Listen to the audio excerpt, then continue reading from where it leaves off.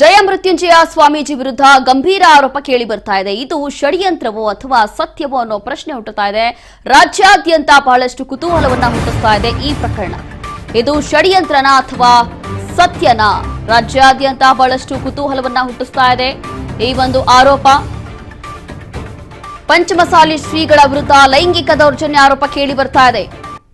ಕೂಡಲ ಸಂಗಮ ಸ್ವಾಮೀಜಿಗಳ ಸುತ್ತ ವಿವಾದದ ಸುಳಿವು. ಸಂಕಷ್ಟದಲ್ಲಿದೆ ಈಗ ಪಂಚಮಸಾಲಿ ಮೀಸಲಾತಿ ಹೋರಾಟದ ಮುಂಚೂಣಿಯಲ್ಲೇ ಇದ್ದಂತಹ ಸ್ವಾಮೀಜಿಗಳು ಇದೀಗ ಮಹಿಳೆಯರೊಬ್ಬರಿಂದ ಶ್ರೀಗಳ ವಿರುದ್ಧ ದೂರು ದಾಖಲಾಗಿದೆ.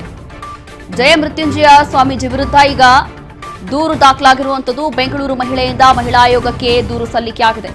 ಖಾಸಗಿ ವಿಡಿಯೋ ಚಿತ್ರೀಕರಿಸಿ ಸ್ವಾಮೀಜಿಯಿಂದ ಒತ್ತಡ ಅಂತ ಹೇಳಿ ಆರೋಪವನ್ನ ಮಾಡಲಾಗ್ತಾ ಇದೆ. ಹಾಗಾಗಿ ಇದೆಲ್ಲವೂ ಕೂಡ ಷಡ್ಯಂತ್ರನ ಅಥವಾ ಸತ್ಯನ ಅನ್ನುವಂತ ಕುತೂಹಲ ಸದ್ಯಕ್ಕೆ ರಾಜ್ಯದಲ್ಲಿ ಈ ಒಂದು ವಿಚಾರ ಬಹಳ ಗಂಭೀರವಾಗಿ ಚರ್ಚೆ ಆಗ್ತಾ ಇದೆ. ಅದರಲ್ಲೂ ಕೂಡ ಮಹಿಳೆ ಈಗ ದೂರು ಕೊಟ್ಟಿದ್ದಾರೆ. ಖಾಸಗಿ ವಿಡಿಯೋ ಚಿತ್ರೀಕರಣ ಮಾಡಿಕೊಂಡಿದ್ದಾರೆ. ಅದಾದ ನಂತರ ಪ್ರೆಷರ್ ಹಾಕ್ತಿದ್ದಾರೆ, ಒತ್ತಡ ಇದೆ ಸ್ವಾಮೀಜಿಯಿಂದ ಅಂತ ಹೇಳಿ. ಹಾಗಾಗಿ ಸದ್ಯಕ್ಕೆ ಈಗ ದೂರು ಪ್ರತಿ ದೂರು ಎರಡೂ ಕೂಡ ದಾಖಲಾಗಿರುವಂಥದ್ದು. ಬಸವಜಯ ಮೃತ್ಯುಂಜಯ ಸ್ವಾಮೀಜಿ ವಿರುದ್ಧ ಈ ರೀತಿಯಾದಂಥ ಆರೋಪ ಕೇಳಿ ಬರ್ತಾ ಇದೆ. ಇನ್ನು ಮಹಿಳೆ ದೂರು ಕೊಟ್ಟಿದ್ದಾರೆ. ಇನ್ನು ದೂರಲ್ಲಿ ಏನಿದೆ? ನಾನು ಬೆಂಗಳೂರು ನಿವಾಸಿ, ಲಿಂಗಾಯತ ಸಮಾಜಕ್ಕೆ ಸೇರಿದವಳು, ಬಸವಜಯ ಮೃತ್ಯುಂಜಯಗಳ ಸ್ವಾಮೀಜಿಗಳ ಪೀಠಾಧಿಪತಿಗಳ ಮಹಾಭಕ್ತೆ ಕೂಡ ಆಗಿದ್ದೀನಿ. ಇನ್ನು ಬೆಂಗಳೂರಿಗೆ ಬಂದಾಗ ಹಲವು ಬಾರಿ ಭೇಟಿ ಮಾಡಿದ್ದೆ. ಹೋರಾಟಕ್ಕೆ ಬೆಂಬಲ ಕೂಡ ಸೂಚಿಸಿದ್ರು. ಮಠಕ್ಕೆ ಕರೆಸಿ ಪ್ರಸಾದದ ನೆಪದಲ್ಲಿ ನನ್ನ ವಿಶ್ವಾಸವನ್ನ ದುರುಪಯೋಗ ಪಡಿಸಿಕೊಂಡಿದ್ದಾರೆ ಅಂತ ಹೇಳಿ ಈ ದೂರಿನಲ್ಲಿ ಉಲ್ಲೇಖ ಆಗಿದೆ. ನನ್ನ ಜೊತೆ ಮಾತನಾಡ್ತಾ ಅಸಭ್ಯವಾಗಿ ಪದಗಳನ್ನ ಬಳಕೆ ಮಾಡ್ತಾ ಇದ್ರು. ಮೈ ಕೈಯನ್ನ ಮುಟ್ಟುತ್ತಾ ನನ್ನ ಜೊತೆ ದೈಹಿಕವಾಗಿ ತಪ್ಪಾಗಿ ವರ್ತಿಸಿದ್ರು. ಆ ಸಮಯದಲ್ಲಿ ನನ್ನ ತಿಳುವಳಿಕೆ ಇಲ್ಲದೆ ನನ್ನ ಮೇಲೆ ದೌರ್ಜನ್ಯ ಕೂಡ ಎಸಗಿದ್ದಾರೆ ಅನ್ನುವಂತ ಆರೋಪ. ಇದೆಲ್ಲವೂ ಕೂಡ ಈ ಮಹಿಳೆ ಕೊಟ್ಟಿರುವಂತಹ ದೂರಲ್ಲಿ ಸದ್ಯಕ್ಕೆ ಉಲ್ಲೇಖ ಆಗಿದೆ. ಲೈಂಗಿಕ ದೌರ್ಜನ್ಯದ ಖಾಸಗಿ ವಿಡಿಯೋಗಳನ್ನ ಮಾಡಿಟ್ಕೊಂಡಿದ್ದಾರೆ. ಆ ವಿಡಿಯೋ ಕೂಡ ಬಳಸಿ ಇವರು ನನ್ನನ್ನ ಬ್ಲಾಕ್ ಮೇಲ್ ಮಾಡ್ತಿದ್ದಾರೆ ಅಂತ ಹೇಳಿ ಸದ್ಯಕ್ಕೆ ದೂರಲ್ಲಿ ಇದೀಗ ಉಲ್ಲೇಖ ಆಗಿದೆ. ಪ್ರತಿ ರಾತ್ರಿ ಫೋನ್ ಮಾಡಿ ಬೆತ್ತಲು ವಿಡಿಯೋ ಕಾಲ್ ಮಾಡು ಅಂತ ಹೇಳಿ ಒತ್ತಡ ಹಾಕ್ತಾ ಇದ್ರು ಅನ್ನೋ ಆರೋಪ. ಇಲ್ಲ ಅಂತಂದ್ರೆ ನಿನ್ನ ವಿಡಿಯೋಗಳನ್ನ ಸಾಮಾಜಿಕ ಜಾಲತಾಣಗಳಲ್ಲಿ ವೈರಲ್ ಮಾಡ್ತೀನಿ ಅಂತ ಹೇಳಿ ಬ್ಲಾಕ್ ಮೇಲ್ ಮಾಡ್ತಾ ಇದ್ರು. ಮಾನಸಿಕ ಒತ್ತಡ ಅವಮಾನ ಉಂಟಾಗುತ್ತೆ ಅಂತ ಹೇಳಿ ಇದೀಗ ದೂರಿನಲ್ಲಿ ಉಲ್ಲೇಖ ಮಾಡಲಾಗಿದೆ. ಈ ಮಹಿಳೆ ಕೊಟ್ಟಿರುವಂತಹ ದೂರು. ಇದರಲ್ಲಿ ಬಸವಜಯ ಮೃತ್ಯುಂಜಯ ಸ್ವಾಮೀಜಿ ವಿರುದ್ಧ ಇಷ್ಟೆಲ್ಲ ಆರೋಪಗಳು ಈಗ ಸದ್ಯಕ್ಕೆ ಕೇಳಿ ಬರ್ತಾ ಇದೆ.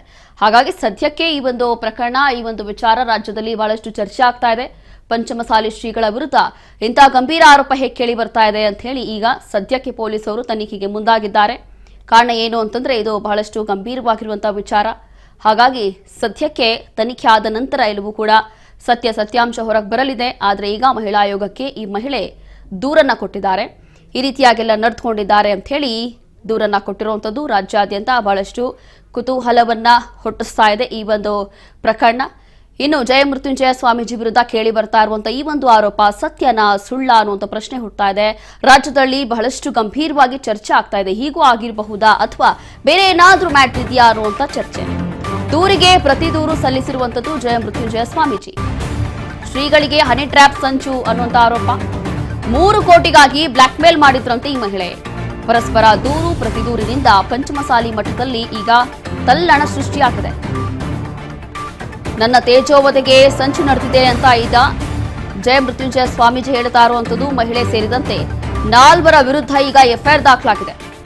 ಇದೆಲ್ಲವೂ ಕೂಡ ಸಂಚು, ಪ್ರೀ ಪ್ಲಾನಿಂಗ್ ಅಂತಿದ್ದಾರೆ. 3 ಕೋಟಿ ರೂಪಾಯಿಗಾಗಿ ಸ್ವಾಮೀಜಿಗೆ ಬ್ಲಾಕ್ ಮೇಲ್ ಮಾಡ್ತಿದ್ರು ಅನ್ನುವಂತ ಸ್ಫೋಟಕ ಮಾಹಿತಿ ಈಗ ಹೊರಗೆ ಬರ್ತಿದೆ. ಏಪ್ರಿಲ್ 4ನೇ ತಾರೀಕು ದೂರು ನೀಡಿದಂತಹ ಶ್ರೀಗಳು ಏಪ್ರಿಲ್ 6ಕ್ಕೆ ಪ್ರತಿಯಾಗಿ ಈ ಮಹಿಳೆ ದೂರನ್ನ ಕೊಟ್ಟಿದ್ದಾರೆ.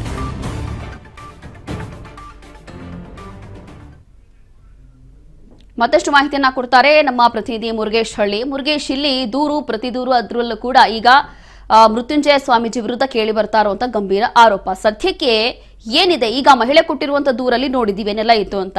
ಇನ್ನು ಸ್ವಾಮೀಜಿ ಕೊಟ್ಟಿರುವಂತ ದೂರಲ್ಲಿ ಏನೆಲ್ಲ ಉಲ್ಲೇಖ ಆಗಿದೆ? ಇದು ಈ ಒಂದು ಪ್ರಕರಣ ಯಾವ ತಿರುವನ್ನ ಪಡೆಯಬಹುದು ಅಂತ?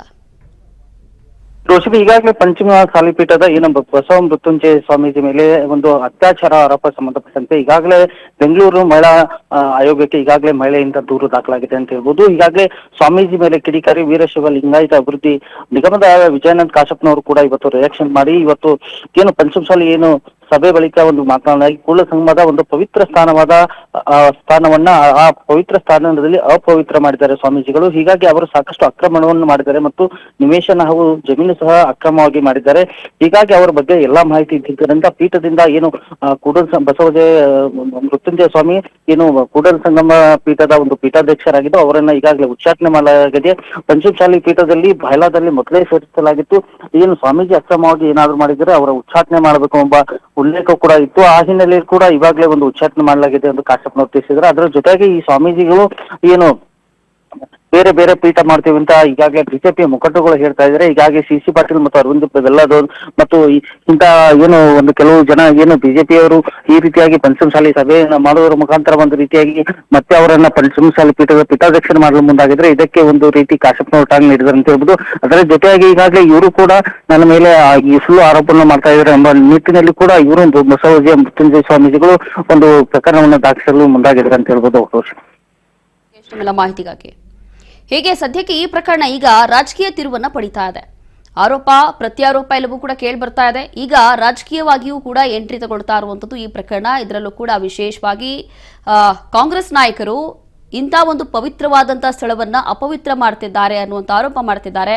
ಮತ್ತೊಂದು ಕಡೆ ಎಲ್ಲೋ ಒಂದು ರೀತಿಯಾಗಿ ಪಂಚಮಸಾಲಿ ಹೋರಾಟದಲ್ಲಿ ಪ್ರತಿ ಬಾರಿ ಮುಂಚೂಣಿಯಲ್ಲೇ ಇದ್ದಂತಹ ಜಯ ಮೃತ್ಯುಂಜಯ ಸ್ವಾಮೀಜಿಗಳು ನಿಜವಾಗ್ಲೂ ಈ ರೀತಿಯಾಗಿ ಮಾಡಿದ್ದಾರಾ ಅಥವಾ ಇದೇನಾದ್ರೂ ಬೇರೆ ಏನಾದರೂ ಸಂಚ ಅಥವಾ ಬೇರೆ ಏನಾದರೂ ಪ್ಲಾನಿಂಗ್ ಅಂತ ಹೇಳಿ ಮತ್ತೊಂದು ಕಡೆ ರಾಜ್ಯದಲ್ಲಿ ಸದ್ಯಕ್ಕೆ ಚರ್ಚೆ ಆಗ್ತಾ ಇದೆ.